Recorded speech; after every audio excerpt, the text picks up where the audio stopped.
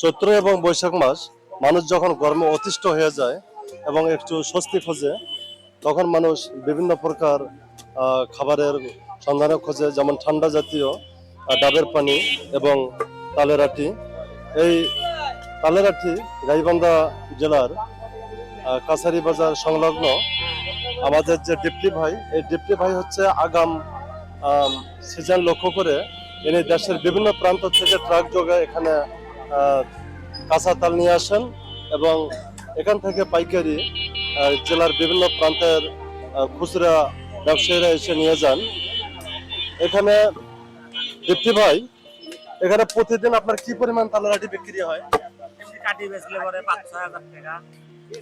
তারপরে পাইকারি সহকারে 10-15 এরকম হয়। দীপ্তি ভাই বলতেছে এমনিতে কাঠিয়া যে বিক্রি করে আটি হিসাবে 5-6 হাজার টাকা এবং পাইকারি 15-20 হাজার টাকার প্রতিদিন সে নিয়মিত বিক্রি করে। এই তালগুলো হচ্ছে নরম তাল, এগুলো কাঁচা তাল,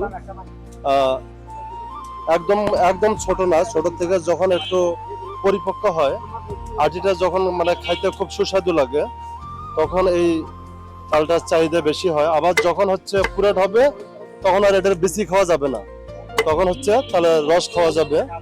এই সময় এই আটিটার ব্যাপক চাহিদা। এই গাইবান্ধা জেলার এই জায়গায় অনেকগুলো আশেপাশে দোকান রয়েছে, যেখানে হাজার হাজার ক্রেতা প্রতিদিন এই তালের আটি নিতে আসে এবং প্রতিদিন এখানে অনেক তালের আটি বিক্রি হয়। এখানকার তালগুলো অবশ্য অনেক বড় সাইজের। প্রতিটা আটি হচ্ছে ভাই 10 টাকা না? প্রতিটা আটি 10 টাকা। আবার যদি কেউ 3টা নেয় তার জন্য ছাড় আছে, তার জন্য 3টা 20 টাকায় বিক্রি করে থাকেন। আপনারা আসবেন দীপ্তি ভাইয়ের দোকানে, সস্তা দরে ভালো তাল পাবেন। ধন্যবাদ দীপ্তি ভাই, আবার দেখা হবে। রুমন ভাই কি তালের আটি খাবেন? ভাই 2টা আটি দেন দেখি, ভালো মানে 3টা ইয়ে করেন, 3টা প্রসেসিং করেন, যেটা ভালো হবে আর কি। একটু খেয়ে না দেখলে নয়, আসলে তালের আটি একটা লোভনীয় জিনিস।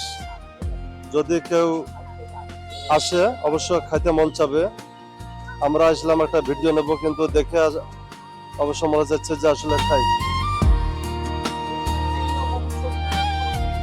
খাইতে সুস্বাদু, এই জন্য আসলে চাহিদা বেশি এ সময়।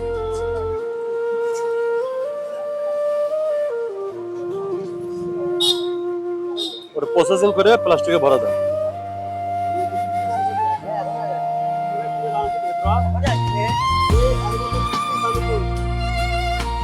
অনেক সুস্বাদু।